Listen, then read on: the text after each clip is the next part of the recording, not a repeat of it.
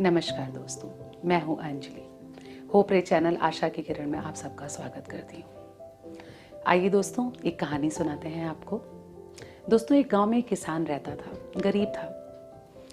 ज़्यादा संसाधन थे नहीं उसके पास में। उसके पास 2 बड़े बड़े मटके थे, जिन मटकों में वो काफ़ी दूर से पानी लेकर के आता था अपने घर के उपयोग के लिए।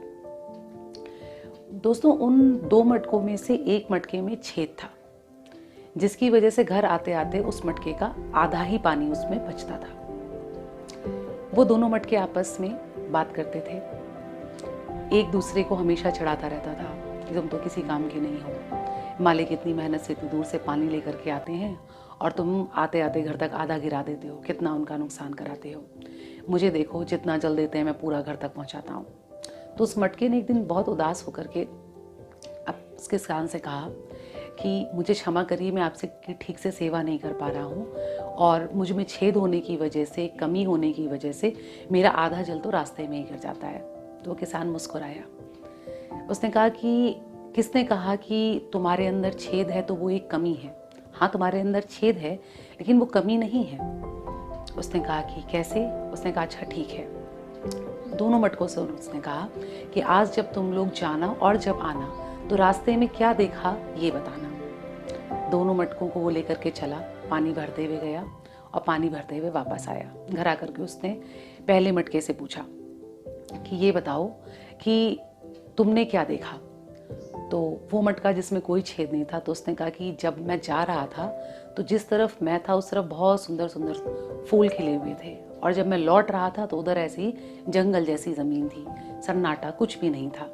जाते वक्त मेरा मन बहुत लगा था, लौटते वक्त अच्छा नहीं लगा।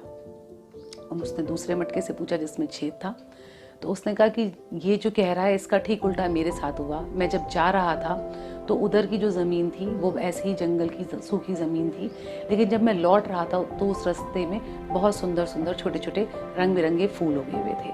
तो उस किसान ने कहा कि देखो, मुझे पता है कि तुम्हारे में एक छेद है, इसलिए जब मैं पानी भर के लौटता हूँ तो तुम्हें उस तरफ कर देता हूँ जिधर छोटे छोटे फूल मैंने पेड़ लगाए हैं। तो तुम्हारे मटके से जल गिरते हुए चलता जाता है और उस जल से वो छोटे छोटे पौधे वहाँ पर उगे हुए हैं। तुम्हारे मटके से गिरने वाले उस जल की उपयोगिता की वजह से ही वो वीरान सुनसान रास्ता आज फूलों से हरा भरा हो गया है।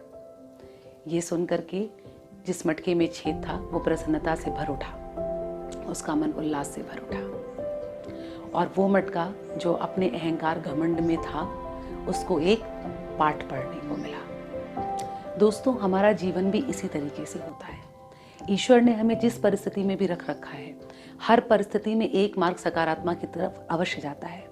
ईश्वर ने हमको विवेक दिया ही इसीलिए है कि हम विपरीत परिस्थितियों में भी सकारात्मकता की खोज कर सकें।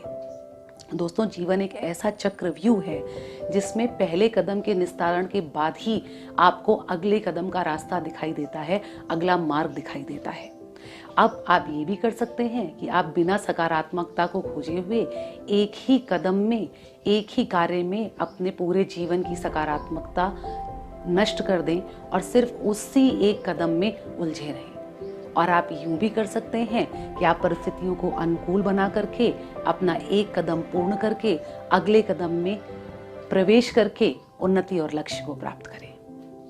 उम्मीद है कहानी का संदेश आप तब तक पहुंचा होगा और कहानी आपको पसंद आई होगी। दोस्तों, अगर चैनल आपको पसंद आ रहा है तो इसे लाइक, शेयर और सब्सक्राइब करना ना भूलें। गुड लक दोस्तों।